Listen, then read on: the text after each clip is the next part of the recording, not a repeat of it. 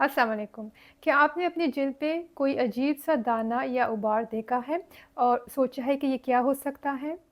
क्या ये skin tag है, वॉट है या तिल है? ये सब एक-दूसरे से मिलते-जुलते हैं। कुछ फैल सकते हैं, कुछ बिल्कुल भी नुकसानदेह नहीं होते और कुछ एक संगीन बीमारी की निशानी हो सकते हैं। तो इस वीडियो में हम स्किन टैग्स, वॉट्स और तिलों के दरमियान जो वाज़ेह फ़र्क है उसको डिस्कस करेंगे। तो सबसे पहले स्किन टैग्स के बारे में बात करते हैं। ये छोटे और नरम उभार होते हैं जो अक्सर ऐसे नज़र आते हैं जैसे जिल्द का एक छोटा-सा टुकड़ा जिस्म से लटक रहा हो।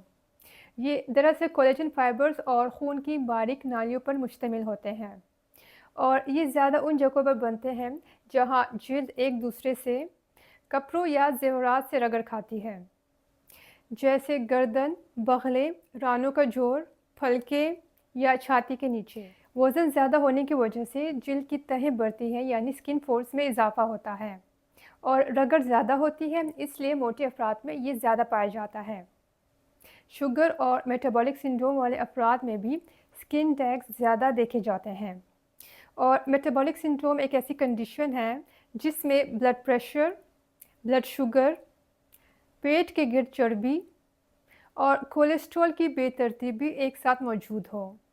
हमल के दौरान हार्मोनल तब्दीलियाँ भी स्किन टैग्स बनने का सबब बन सकती हैं और कुछ लोगों में ये ख़ानदानी तौर पर भी ज़्यादा पाए जाते हैं। स्किन टैग्स ख़तरनाक नहीं होते और ये एक दूसरे को नहीं लगते और ना ये कैंसर में तब्दील होता है और ज़्यादातर लोग उसे इस वक्त हटाते हैं जब ये कॉस्मेटिक कंसर्न बन जाता है। तो स्किन टैग्स को हटाने के तरीक़ों में क्रायोथेरेपी शामिल है जिसमें स्किन टैग्स को फ्रीज़ करके हटाया जाता है। सर्जिकल एक्सिशन में स्किन टैग्स को काट कर निकाला जाता है। इलेक्ट्रोसर्जरी जिसे डायथर्मी भी कहते हैं, हीट के ज़रिए स्किन टैग्स को जलाया जाता है और लाइगेशन शामिल है जिसमें स्किन टैग्स को धागे से बांधकर खून की फराहमी को रोक देते हैं। इसमें एक अहम बात यह है कि आप कभी भी स्किन टैग्स को खुद से हटाने की कोशिश ना करें, ख़ास तौर पर जो बड़े साइज़ का हो, क्योंकि उससे खून ज़्यादा बह सकता है और इन्फेक्शन के इम्कान ज़्यादा हो सकता है। अब बात करते हैं वॉट्स के बारे में। वॉट्स एक वायरस की वजह से बनते हैं जिसे ह्यूमन पेपिलोमा वायरस कहा जाता है और ये जिल्द के साथ राब्ते से फैल सकते हैं या चीज़ों के ज़रिए, जैसे कि तौलिया शेयर करने से, पब्लिक वॉशरूम इस्तेमाल करने से, शॉवर में नंगे पाँव चलने से या जिम के सामान को छूने से। तो वॉट्स कैसे नज़र आते हैं? ये अमूमन खुरदरे, सख्त और इरेगुलर शेप के नज़र आ सकते हैं। ये जिस्म में कहीं भी बन सकते हैं, लेकिन ज़्यादातर हाथों, पैरों, कोहनियों और घुटनों पर बनते हैं। एक ख़ास निशानी ये है कि वॉट्स अक्सर ग्रुप्स में बनते हैं। तो अगर आप गौर से देखें तो इनके अंदर छोटे स्याह नुक्ते नज़र आ सकते हैं। ये दरअसल जमी हुई खून की नालियाँ होती हैं जिन्हें अमूमन वॉट सीड्स कहा जाता है।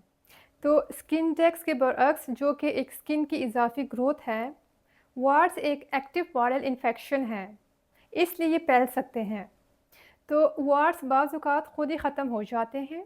घरेलू तरीक़ों में सैलिसिलिक एसिड या फ्रीजिंग स्प्रे शामिल हैं और डॉक्टर के ज़रिए किए जाने वाले इलाज में लिक्विड नाइट्रोजन से फ्रीज़ करना, केमिकल पील्स, लेज़र प्रोसीजर्स या इम्यूनोथेरेपी शामिल हो सकते हैं।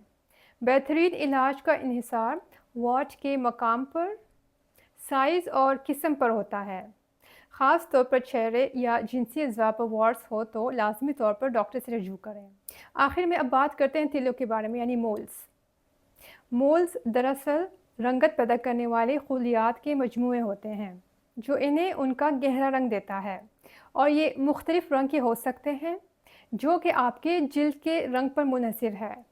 ज़्यादातर तिल चिपटे होते हैं यानी वो जिल्द की सतह के बराबर होते हैं और गोल या अंडे जैसी की शक्ल में हो सकते हैं और कुछ हल्के से उभरे हुए भी होते हैं और ये अमूमन उन हिस्सों में बनते हैं जिसका धूप में ज़्यादा एक्सपोजर हो, जैसे चेहरा, बाजू, सीना और कमर। अगरचे ज़्यादातर तिल ख़तरनाक नहीं होते, लेकिन कुछ कैंसर में बदल सकते हैं। इसलिए माहिरीन अमराज़ से जिल्द मशवरा देते हैं कि आप अपने तिलों को बाकायदगी से चेक किया करें। एक आसान तरीका याद करने के लिए ABCDE का असूल है। ए का मतलब है एसिमेट्री, तिल का एक हिस्सा दूसरे हिस्से से बराबर ना होना। बी का मतलब बॉर्डर है, तिल के किनारों का इर्रेगुलर, बेतरतीब या धुंधला होना। और सी का मतलब कलर है, यानी तिल का रंग यकसा ना हो, यानी काला, सुर्ख या मुख्तलिफ शेड्स हों। डी का मतलब डायमीटर है, 6 मिलीमीटर से बड़ा हो, यानी पेंसिल के रबर के बराबर या उससे ज़्यादा हो। और आखिर में ई का मतलब इवॉल्विंग है, यानी तिल में तब्दीली आना, वक्त के साथ उसका साइज़, शक्ल या रंग बदल रहा हो। तो ये ख़तरे की अलामात हो सकती हैं।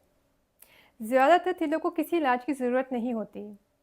माहिरीन जिल्द उसे उस वक्त हटाते हैं जब वो एक कॉस्मेटिक कंसर्न या कैंसर का शबा हो। सर्जिकल एक्सिजन में तिल को मुकम्मल तौर पर गहराई से काट कर निकाला जाता है और फिर उसे माइक्रोस्कोप के ज़रिए चेक किया जाता है ताकि कैंसर का पता चल सके।